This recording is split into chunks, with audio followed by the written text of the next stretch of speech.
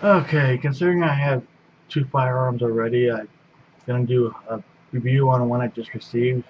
There'll be very little of these reviews considering I don't have the money to go out and buy a bunch of guns. But this one I kept seeing and I really liked, and luckily I was able to get things to help for some people.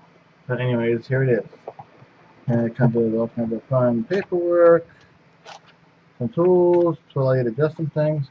Now, one thing I did not know when I had picked it out and made my purchase, this actually has, I'll find a switch on the bottom. It actually has a laser. See? But it's going back to with your middle finger when you're holding it. And it's actually pretty accurate. Now the gun itself is a Bersa Thunder 380. Yeah, I have all that correct. Yeah, Bersa Thunder 380. It comes with quite a few safeties on it, which I'll attempt to show you them all. Let me unload this thing because it is in fact ready to fire. And now it is no longer ready to fire. See, you can, if you could actually see through it, then it's kind of impossible. I don't know, let me see if I can do this.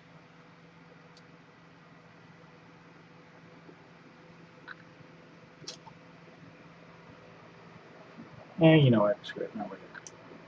Anyways, it's a very nice gun.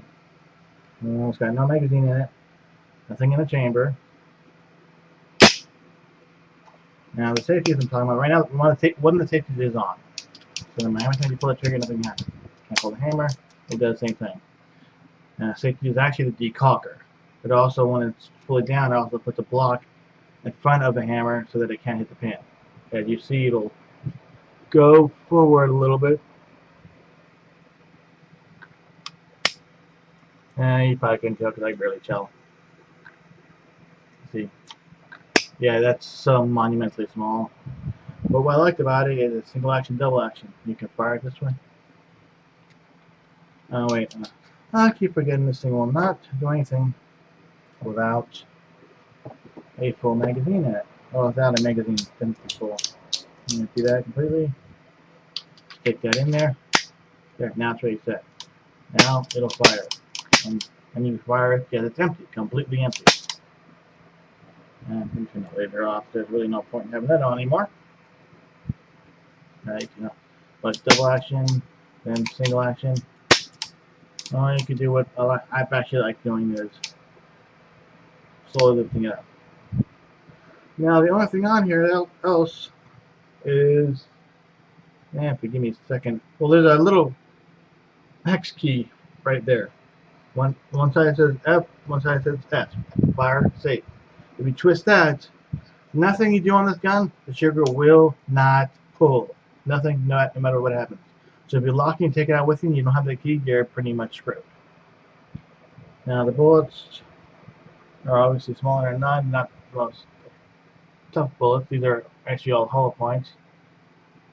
And it only carries 7 in the magazine and one in the chamber. But I just liked it because the way it felt, and it's different from the other guns I have. I mean, if you're gonna own guns, it's good to have a variety. That way, you're not just stuck on one. That was if a different one comes along, it doesn't confuse the crap out of you. This one I have already taken the slide off just to see if I could. I won't be doing that again because, well, I just did see if I could. And other than that, the magazine release, pretty quick. Got a little button down here that if it's not depressed in there, and if the magazine does not press this little button, then it won't fire. It has to be pushed all the way in, and it will fire. And like I said, it's got decocker plus safety. Now there's a thing in front of the hammer right now preventing it from hitting the firing pin. So I'll lift up on this decocker. It should go the rest of the way. And like I said, impossible to tell. Which will actually back out a little bit if you just press the trigger a little bit. But yeah, it feels great.